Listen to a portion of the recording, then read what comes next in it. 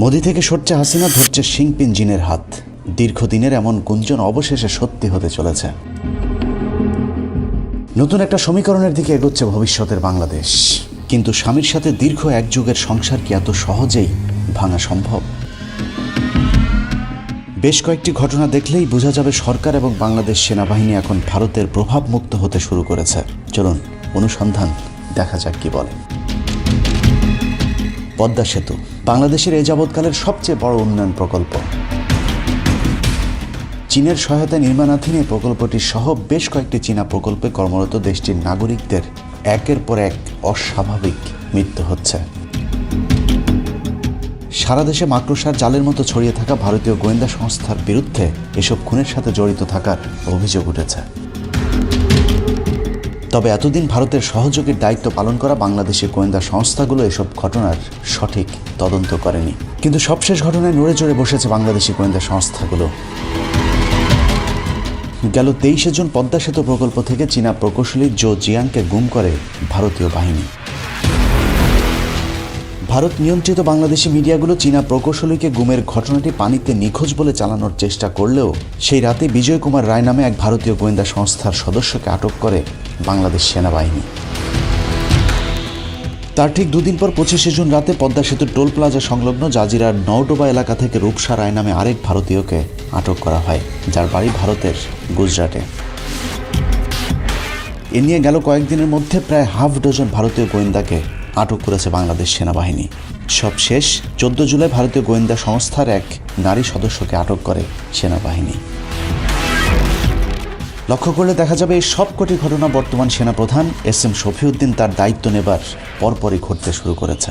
সেনাবাহিনীর প্রতি মানুষের যে আস্থাহীনতা দেখা দিয়েছে, বর্তমান সেনাবাহিনী ভারত এবং ভারত নিয়ন্ত্রিত আওয়ামী লীগকে ক্ষমতাচ্যুত করে তাদের হারানো আস্থা ফিরিয়ে আনবে বলে আশা করা হচ্ছে।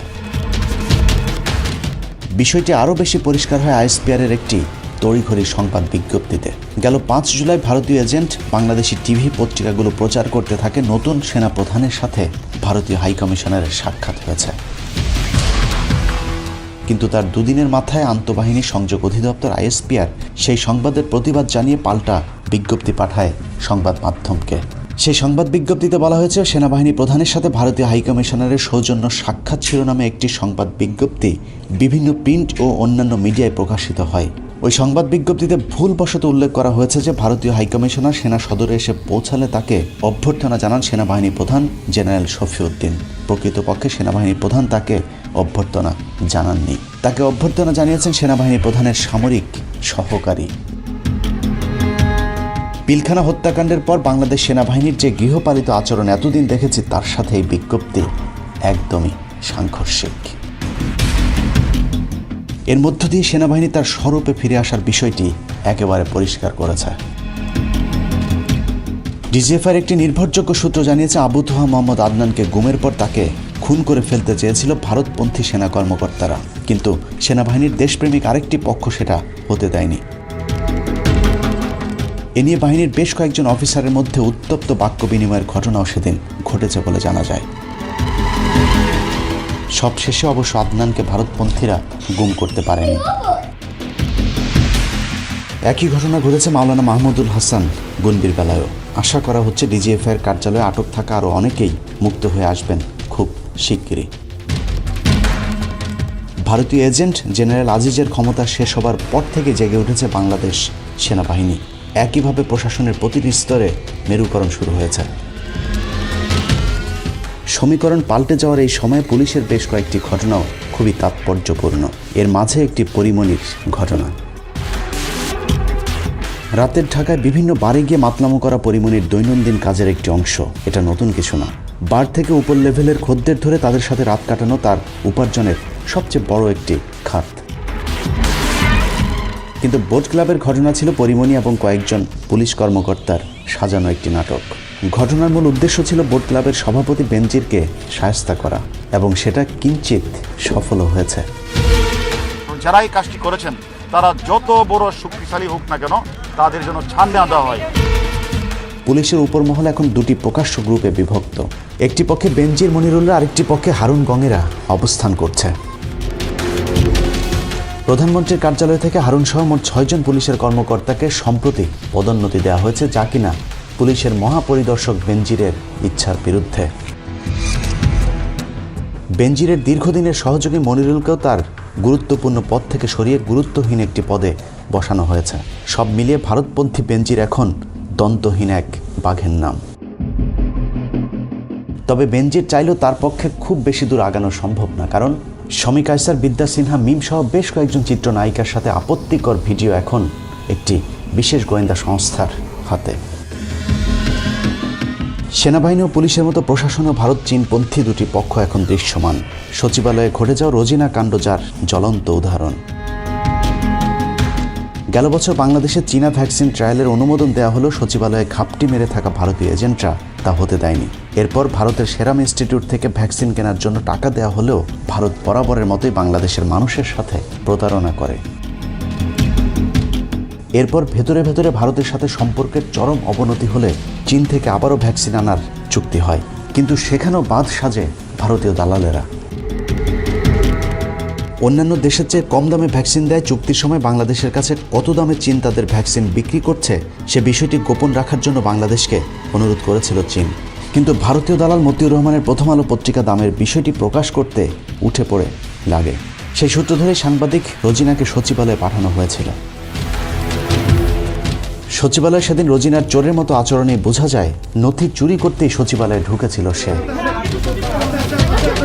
সেই ঘটনার পর স্বাস্থ্যমন্ত্রী অনেকটা প্রকাশ্যেই বলে ফেলেছিলেন চীনের সাথে বাংলাদেশের যে গোপন চুক্তি হয়েছিল সেটা প্রকাশ করাই রোজিনার মূল উদ্দেশ্য ছিল। ফাইলগুলো ছিল সেইগুলো যদি বাইরে চলে যায় তাহলে রাষ্ট্রীয়ভাবে আমরা প্রতিশ্রুতি ভঙ্গ করলাম এবং আমরা টিকা নাও পেতে পারি। প্রথম আলো সে অপারেশন হেরে গেলেও সরকারের গোপনে চীনমুখী হবার বিষয়টি সবার সামনে এখন পরিষ্কার। তবে ভারতপন্থীরা কিন্তু থেমে থাকেনি।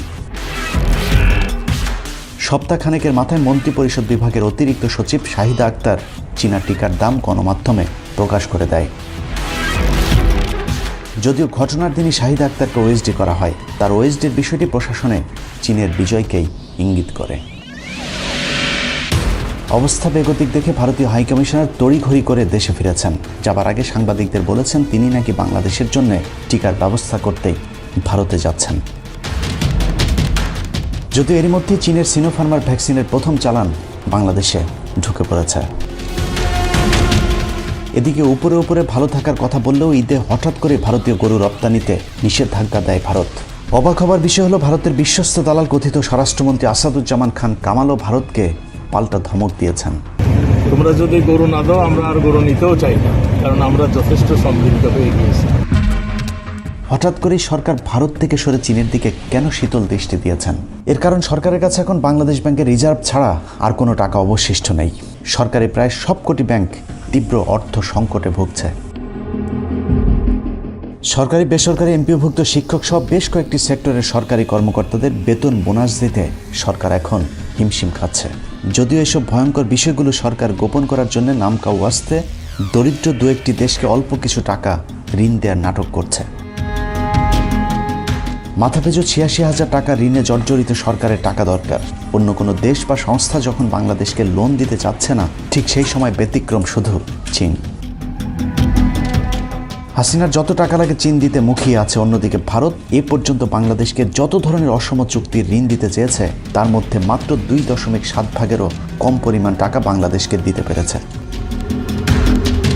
উল্টো দিকে চীনের প্রতিশ্রুত তার সমস্ত প্রকল্পে পুরোদমে বিনিয়োগ চালিয়ে যাচ্ছে, যে কারণে হাসিনা এখন দিনের বেলায় ভারতকে আম পাঠালেও রাত কাটাচ্ছে চীনের সাথে। অন্যদিকে ভারত এখন বহুমুখী সমস্যায় জর্জরিত। গেল ২ যুগের মধ্যে সবচেয়ে অর্থনৈতিক সংকটকাল পার করছে দেশটি। তার উপর আফগানিস্তান থেকে মার্কিন সৈন্য চলে যাবার পর কাশ্মীর নিয়ে চরম আতঙ্ক বেড়েছে দিল্লির, যে কারণে হঠাৎ করে কাশ্মীরে ঝটিকা সফর করেছে মোদি। সেই সফরে মুসলিম নেতাদের সাথে সাক্ষাতের পর সংবিধানের বাতিলকৃত ৩৭০ অনুচ্ছেদ আবারও পুনর্বহালের আশ্বাস দিয়েছেন তিনি। বাংলাদেশ নিয়েও ভারতের এখন খুব বেশি কঠোর অবস্থানে যাবার সুযোগ নেই, যে কারণে এখনই সময় ভারতীয় এজেন্টদের বাংলাদেশ থেকে উৎখাত করবার। আর যেই কাজটি করে যাচ্ছে বাংলাদেশ সেনাবাহিনী। তবে তবে দিল্লির অবস্থা যতই খারাপ হোক, ঢাকা কি পারবে এত সহজেই মোদীকে পাশ কাটিয়ে চলতে? দীর্ঘদিন ধরে হাসিনার প্রত্যক্ষ আশ্রয় প্রশ্রয়ে ভারতীয় গোয়েন্দা সংস্থাগুলো যে শেকড় গেড়েছে, সেটা উপড়ে ফেলা কি এতই সহজ? সেটা জানতে ভারত কোথায় কোথায় তাদের শেকড় গেড়েছে সেটা একটু জেনে আসা প্রয়োজন। দক্ষিণ এশিয়ার সবচেয়ে প্রভাবশালী গোয়েন্দা সংস্থার অন্যতম। এই গোয়েন্দা সংস্থাটির সেকেন্ড হোম বর্তমান বাংলাদেশ। বাংলাদেশ তো বটেই, পৃথিবীর যে কোনো দেশে যে কোনো ধরনের গোপন অপারেশন চালাতে সক্ষম বিশ্ব র্যাঙ্কিংয়ের শীর্ষ অবস্থানে থাকা আমেরিকান গোয়েন্দা সংস্থা সিআইএর পরেই রয়ের অবস্থান, অর্থাৎ পৃথিবীর দ্বিতীয় শক্তিশালী গোয়েন্দা সংস্থা পৃথিবীর বিভিন্ন গোয়েন্দা সংস্থা তাদের দেশের বাইরে চালানো অপারেশনের সাথে বাংলাদেশে রয়ের চালানো অপারেশনের কিছুটা মৌলিক পার্থক্য রয়েছে। কারণ এই দেশের বিশেষ একটি ধর্মের মানুষের প্রায় সবাই বাংলাদেশকে ভারতের অঙ্গরাজ্য হিসেবে দেখতে চায়। এই জায়গা যেন আগামী দিনে অখণ্ড ভারতের একটি অংশ হতে পারে। এছাড়া ভারতের মানুষের সাথে ভৌগোলিক, শারীরিক, ভাষাগত মিলের কারণে বাংলাদেশে রয়ের অপারেশন করা খুবই সহজ। তার উপর ক্ষমতায় টিকে থাকতে গেল এক যুগ ধরে ভারতপন্থীদেরকে ছেকে ছেকে সরকারের গুরুত্বপূর্ণ পদগুলিতে বসিয়েছে বর্তমান অবৈধ সরকার। প্রশাসনের আরেকটা অংশ আছে যারা ভারতকে পছন্দ করে না, কিন্তু ভারতের পক্ষে কাজ করতে বাধ্য হচ্ছে। এদেরকে ভারতের গোয়েন্দারা বিভিন্নভাবে ফাঁদে ফেলে তাদের দলে ভিড়িয়েছে। এই ফাঁদ তৈরিতে ভারতীয় গোয়েন্দারা সুন্দরী নারীদেরকে কাজে লাগায়। এই তালিকায় জয়া আহসান, শমী কায়সার সহ হাফ ডজন খানেক নায়িকা ও মডেলের নাম রয়েছে, যাদের অনেকেরই বাংলাদেশি সিনেমায় জায়গা না হলেও কলকাতায় তাদের বেশ কদর রয়েছে। মূলত সেখানে নিয়েই এসব নারীদেরকে মোটা অঙ্কের টাকার বিনিময়ে তাদের কাজে ব্যবহার করে। শর্তে রাজি করানোর পর তাদেরকে পাঠিয়ে দেওয়া হয় বিভিন্ন উচ্চপদস্থ কর্মকর্তা এবং রাজনীতিবিদদের কাছে। অনেক সময় তৃতীয় আরেকটি পক্ষ মধ্যস্থতার দায়িত্ব পালন করে। এক্ষেত্রে এমপি, মন্ত্রী সহ বড় বড় কর্মকর্তাদের ব্যক্তিগত সহকারীরাও রয়ের এই মিশনের সাথে জড়িত থাকে। মধ্যস্থতাকারীদের মাধ্যমে দুপক্ষের একান্ত সময় কাটানোর ব্যবস্থা করবার পর সেই দৃশ্য অতি গোপনে রেকর্ড করা হয়। রেকর্ডকৃত সেই ভিডিও চলে যায় রয়ের হাতে। এর বাইরেও বিভিন্ন প্রশিক্ষণ, সেমিনার, ফেলোশিপ, ডিগ্রি দেওয়ার নামে ভারত যাদেরকে দিল্লি, ব্যাংকক, সিঙ্গাপুরে নিয়ে যায়, তাদেরকেও হোটেলের সুন্দরী নারীদের ফাঁদে ফেলা হয়। এসব নারীদের সাথে কোনো কর্মকর্তার আপত্তিকর ভিডিও একবার রয়ের হাতে নিতে পারলেই আজীবন তার পক্ষে আর অবাধ্য হবার সুযোগ নেই। এই অপারেশনে যতজনের ক্ষেত্রে সফল হয়ে গেছে ততজন সবাই এখন ভারতের 5 কুকুরের দায়িত্ব পালন করতে বাধ্য। বাংলাদেশি একজন গোয়েন্দা কর্মকর্তার মতে, ভারতীয় গোয়েন্দা সংস্থার হাতে আওয়ামী লীগের সাধারণ সম্পাদক, রেলমন্ত্রী নুরুল ইসলাম সুজন ও পুলিশের আইজিপি সহ প্রায় 2 ডজন গুরুত্বপূর্ণ ব্যক্তির আপত্তিকর ভিডিও রয়েছে। শেখ হাসিনা নিজেও ভারতের কাছে জিম্মি, কারণ শেখ হাসিনার অপকর্মের সাক্ষী ভারত, যে কারণে হাসিনা গোপনে চীনের সাথে পরকীয়া করলেও ওপেনে ভারতে আম পাঠিয়ে স্বামীর সংসার ঠিক রাখবারও চেষ্টা করছে। কিন্তু তাতেও বাধা দিয়েছে চীন। ভারতে আম পাঠানোর বিষয়টিকে চীন ভালোভাবে নেয়নি, যে কারণে শেষ পর্যন্ত পাকিস্তানেও আম পাঠাতে হয়েছে হাসিনাকে। উপরে যাই ঘটুক, ভেতরে অনেক কিছুই ঘটছে আমাদের চোখের অন্তরালে। গেল 15 জুলাই উজবেকিস্তানে বাংলাদেশ ও চীনের পররাষ্ট্রমন্ত্রীর মধ্যে একটি গোপন বৈঠক অনুষ্ঠিত হয়। ভারতকে না জানিয়ে করা সেই বৈঠকের বিষয়টি গোপন রাখার চেষ্টা করা হলেও সেটা আর সম্ভব হয়নি, কারণ চীন তাদের পররাষ্ট্র মন্ত্রণালয়ের ওয়েবসাইটে বৈঠকের বিষয়টি ফাঁস করে দিলে বাংলাদেশের 2-1টি পত্রিকাও সেই খবরটি ছাপিয়ে দেয়। বাংলাদেশ এখন ভারতের সাথে নেই, তার সবচেয়ে গুরুত্বপূর্ণ উদাহরণ হচ্ছে হাসিনার যুক্তরাষ্ট্রের নেতৃত্বে গঠিত 4 দেশ ভারত, জাপান, অস্ট্রেলিয়ার জোট কোয়াডে না থাকা। উল্টো বাংলাদেশ এরই মধ্যে চীনের বেল্ট অ্যান্ড রোড ইনিশিয়েটিভ প্রকল্পে যোগ দিয়েছেন। তবে হাসিনা যেই জোটেই থাক, ভারতের নিয়ন্ত্রণ থেকে বাঁচতে বাংলাদেশের মানুষকে আরও কিছুদিন সাবধানে থাকতে হবে। বিশেষ করে যারা ইন্ডিয়ার বিরুদ্ধে কথা বলে তাদেরকে সবসময় বাড়তি সতর্কতা নিয়ে চলাচল করতে হবে। কারণ 1971 সালের 14 ডিসেম্বর ভারত শেষ মুহূর্তে যেভাবে বুদ্ধিজীবীদেরকে হত্যা করেছিল, ঠিক একইভাবে এখনও ভারত শেষ মুহূর্তের অপারেশন চালাচ্ছে। বাংলাদেশ থেকে আর কোনো মানুষকে গুম করে নিয়ে যাবার মতো শক্তি ভারতের এখন বাংলাদেশে অবশিষ্ট নেই। তারপরেও প্রশাসনের ভারতপন্থীরা মরণ কামড় দেবার ব্যর্থ চেষ্টা চালিয়ে যাচ্ছে। এই মুহূর্তে যা করতে হবে তা হলো, যারা ভারত বিরোধী রাজনীতি করেন, বিশেষ করে যারা ডানপন্থী ভারত বিরোধী রাজনীতিবিদ এবং প্রকৃত আলেমদেরকে সাবধানে চলাচল করতে হবে।